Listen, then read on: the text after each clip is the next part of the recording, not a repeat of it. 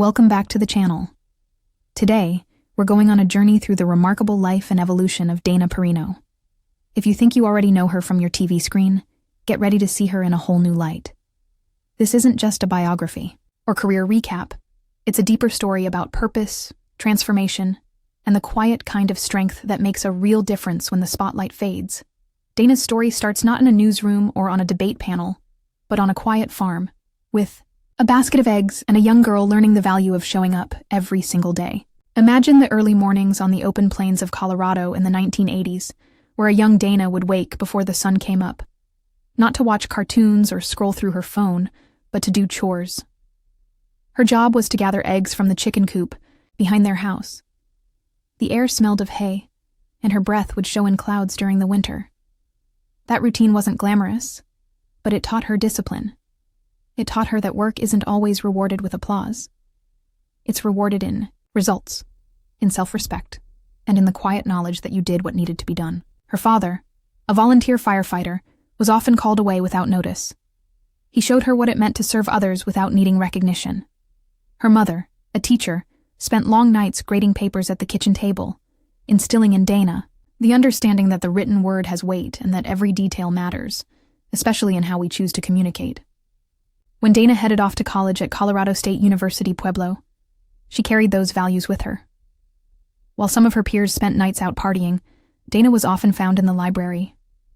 She studied political science and mass communication, not to simply pass exams, but to answer the bigger question that had always driven her. How do you communicate truth with clarity and fairness? It wasn't enough to have opinions. She wanted to understand how to shape discourse that could move people. That curiosity took her to the University of Illinois Springfield, where she earned a master's in public affairs reporting. There, she got her hands dirty in local newsrooms and learned how to dig for real stories, not just the ones people handed her in press releases. Dana's path soon took her to Washington, D.C., where she worked as a staff assistant in Congress. It was a modest job, but Dana approached it with purpose. Every memo, every press release, every soundbite mattered. She didn't just want to be heard.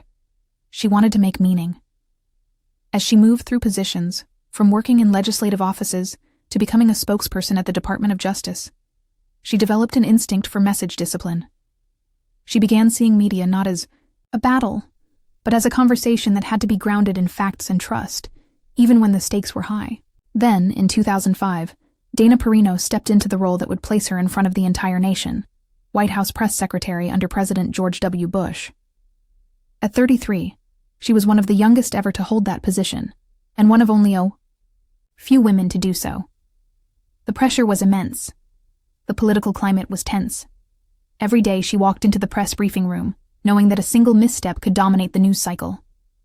But Dana approached that role with the same discipline she had learned as a child gathering eggs, carefully, methodically, with a sense of responsibility. When she was questioned about complex issues, from military decisions to budget cuts, she didn't bluff or dodge. She prepared down to every detail. On her desk sat briefing books, press clippings, and a worn copy of The Elements of Style. Her belief was clear. Language matters. Precision matters. It's not just about saying the right thing. It's about saying it the right way. Dana often says she learned her most important lessons not in the West Wing, but at the kitchen table with her mom, or on cold Colorado mornings, watching her dad answer fire calls before dawn. Her gift isn't just communication, it's perspective.